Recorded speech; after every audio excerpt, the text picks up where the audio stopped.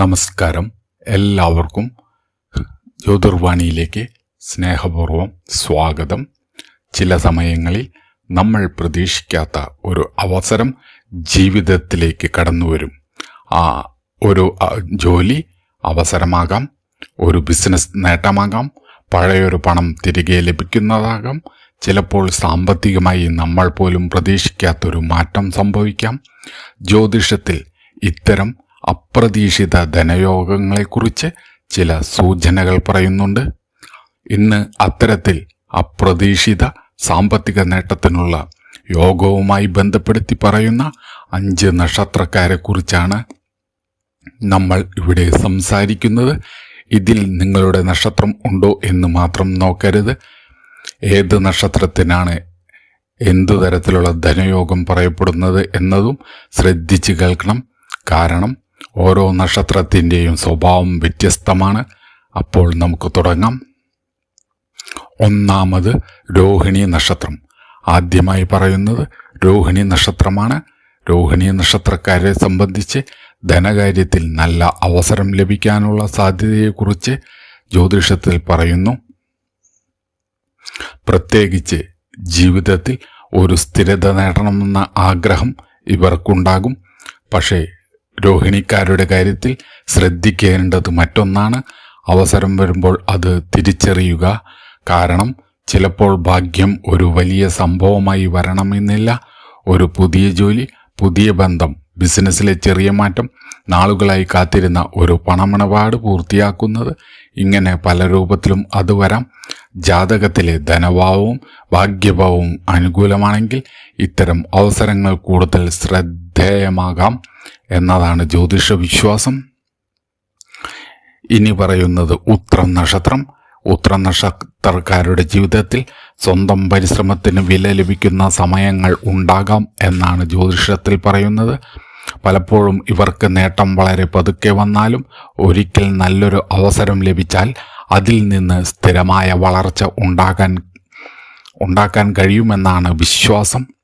അതുകൊണ്ട് ഉത്രം നക്ഷത്രക്കാർക്ക് അപ്രതീക്ഷിത ധനയോഗം എന്ന് പറയുമ്പോൾ പെട്ടെന്ന് പണം കിട്ടുന്നതിൽ മാത്രം അത് ഒതുങ്ങുന്നില്ല.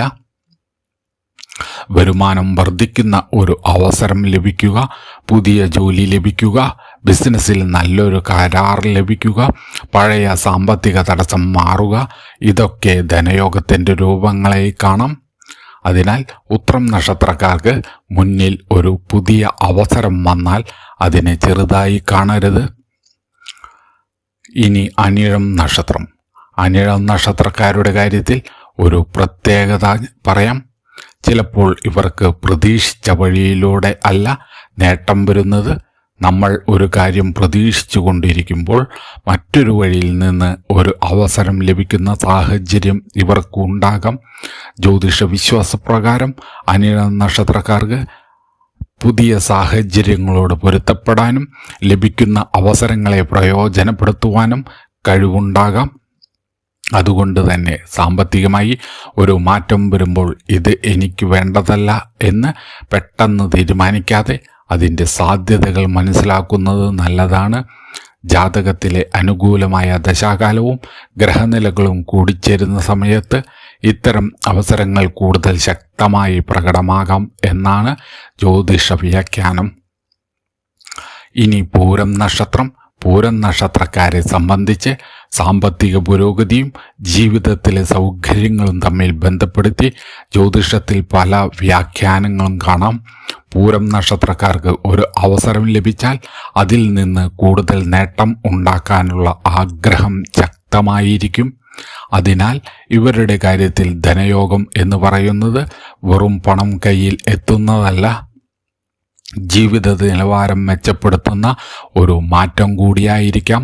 ഒരു പുതിയ വരുമാന മാർഗം ആരംഭിക്കുക, സാമ്പത്തികമായി പിന്നിലായിരുന്ന ഒരു കാര്യം മുന്നോട്ടു പോകുക, ബിസിനസ്സിൽ പുതിയ സാധ്യത തുറക്കുക, ഇങ്ങനെ പല രീതിയിലും സാമ്പത്തിക പുരോഗതി പ്രകടമാകാം എന്നാണ് വിശ്വാസം.